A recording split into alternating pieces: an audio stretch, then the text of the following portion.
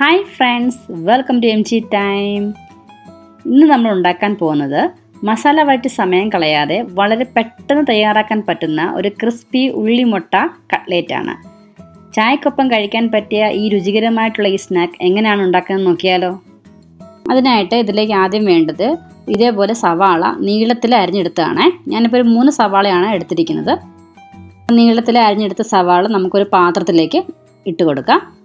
ഇനി ഇതിനാവശ്യമായ ഉപ്പിട്ട് കൊടുക്കാം.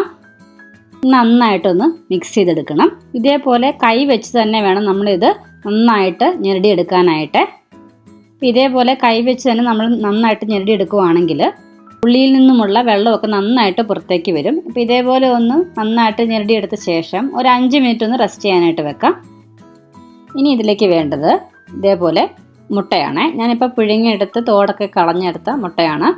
ഇപ്പോൾ ഇത് നമുക്ക് രണ്ടായിട്ടൊന്ന് ഇതേപോലെ ഒന്ന് മുറിച്ചെടുക്കാം. അപ്പം എല്ലാ മുട്ടയും ഒന്ന് ഇതേപോലെ ഒന്ന് കട്ട് ചെയ്തെടുത്തിട്ടുണ്ട്. മുട്ടയെല്ലാം ഒന്ന് കട്ട് ചെയ്തെടുത്തതിന് ശേഷം കുറച്ച് ഉപ്പൊന്ന് ഇതേപോലെ ഒന്ന് വിതറി കൊടുക്കാം. കൂടെ തന്നെ കുറച്ച് കുരുമുളക് പൊടിയും കുറച്ച് മുളക് പൊടിയും കൂടെ ഇതേപോലെ ഒന്ന് വിതറി കൊടുക്കാം.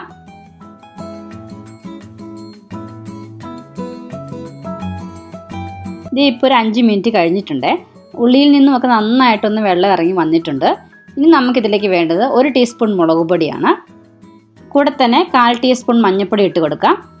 1 ടീസ്പൂൺ ഗരം മസാല, 1/4 ടീസ്പൂൺ കായം, 2 പച്ചമുളക് ചെറുതായിട്ട് അരിഞ്ഞത് ഇട്ട് കൊടുക്കാം. ചെറിയ കഷ്ണം ഇഞ്ചി ചെറുതായിട്ട് അരിഞ്ഞത്, ഇനി കുറച്ച് കറിവേപ്പില ഇതേപോലെ ഒന്ന് ചോപ്പ് ചെയ്ത് ഇട്ട് കൊടുക്കാം. കൂടെ തന്നെ ഒരു 3 ടേബിൾ സ്പൂൺ മല്ലിയില ചെറുതായിട്ട് ചോപ്പ് ചെയ്തത് ഇട്ട് കൊടുക്കാം. ഇനി ഇതിലേക്ക് വേണ്ടത് 5 ടേബിൾ സ്പൂൺ മൈദയാണ്. മൈദയ്ക്ക് പകരം കടലമാവ് വേണമെങ്കിലും എടുക്കാവുന്നതാണ്. ഇനി ഇതിലേക്ക് വേണ്ടത് 2 ടേബിൾ സ്പൂൺ അരിപ്പൊടിയാണ്. അരിപ്പൊടി ചേർത്ത് കൊടുക്കുകയാണെങ്കിൽ നന്നായിട്ട് ക്രിസ്പി ആയിട്ട് നമുക്ക് കിട്ടും.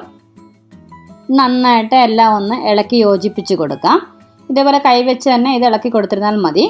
ഉള്ളിൽ നിന്നും നന്നായിട്ട് വെള്ളം ഇറങ്ങി വന്നിട്ടുള്ളത് കൊണ്ട് തന്നെ നമുക്ക് പെട്ടെന്ന് തന്നെ ഇത് കുഴച്ചെടുക്കാനായിട്ട് പറ്റും. വേറെ വെള്ളമൊന്നും ഒഴിച്ച് കൊടുക്കേണ്ട ആവശ്യമില്ല.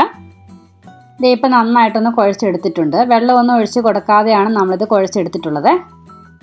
ഇതിൽ നിന്നും കുറച്ചെടുത്തിട്ട് നമ്മുടെ കൈ വെച്ച് തന്നെ ഒന്ന് ജസ്റ്റ് ഒന്ന് പരത്തി കൊടുക്കുക. പരത്തി കൊടുത്ത ശേഷം കട്ട് ചെയ്ത് വെച്ചിരിക്കുന്ന മുട്ടയിൽ നിന്നും ഒരു പീസ് ഒന്ന് വെച്ച് കൊടുക്കാം. കുറച്ച് ഉള്ളിയും കൂടെ മുട്ടയുടെ മുകളിലേക്ക് വെച്ച് കൊടുത്ത് നന്നായിട്ടൊന്ന് കവർ ചെയ്തെടുക്കാം. ഇപ്പം ഒരെണ്ണം അങ്ങനെ ഒന്ന് റെഡിയാക്കി എടുത്തിട്ടുണ്ട്. ഇതേപോലെ ബാക്കിയെല്ലാം ഒന്ന് റെഡിയാക്കി എടുക്കാം. ഇപ്പം എല്ലാം ഒന്ന് റെഡിയാക്കി എടുത്തിട്ടുണ്ട്. എല്ലാം റെഡിയാക്കി എടുത്ത ശേഷം ചൂടായ എണ്ണയിലേക്ക് ഓരോന്നായി ഇട്ട് കൊടുക്കാം.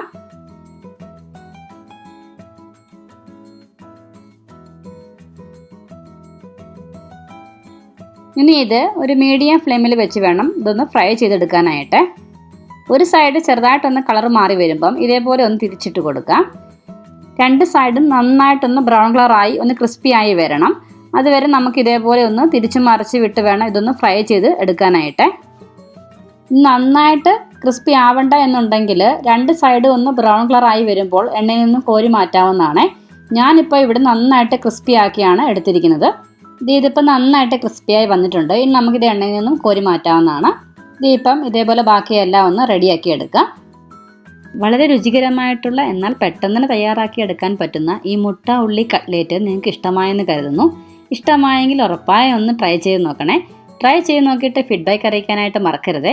കൂടാതെ വീഡിയോ ഒന്ന് ലൈക്ക് ചെയ്യാനും ഷെയർ ചെയ്യാനും ഇതേപോലെയുള്ള റെസിപ്പികൾക്കായി ചാനൽ മറക്കാതെ ഒന്ന് സബ്സ്ക്രൈബ് ചെയ്തേക്കണേ.